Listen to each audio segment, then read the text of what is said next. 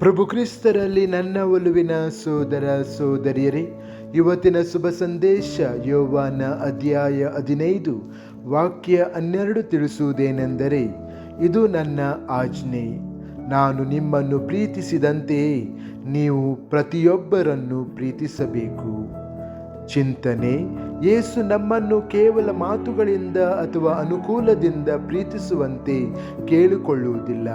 ಬದಲಾಗಿ ಅವನು ಪ್ರೀತಿಸಿದಂತೆಯೇ ತಾಳ್ಮೆ, ಕರುಣೆ, ತ್ಯಾಗ ಮತ್ತು ಕ್ಷಮೆಯಿಂದ ಪ್ರೀತಿಸುವಂತೆ ಕೇಳಿಕೊಳ್ಳುತ್ತಾನೆ.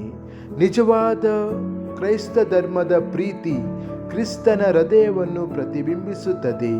ನಾವು ಕೋಪಕ್ಕಿಂತ ದಯೆಯನ್ನು, ಸೇಡಿನ ಮೇಲೆ ಕ್ಷಮೆಯನ್ನು ಮತ್ತು ಸ್ವಾರ್ಥಕ್ಕಿಂತ ಕರುಣೆಯನ್ನು ಆರಿಸಿಕೊಂಡಾಗ ನಾವು ಜಗತ್ತಿನಲ್ಲಿ ದೇವರ ಉಪಸ್ಥಿತಿಯ ಜೀವಂತ ಚಿಹ್ನೆಗಳಾಗುತ್ತೇವೆ.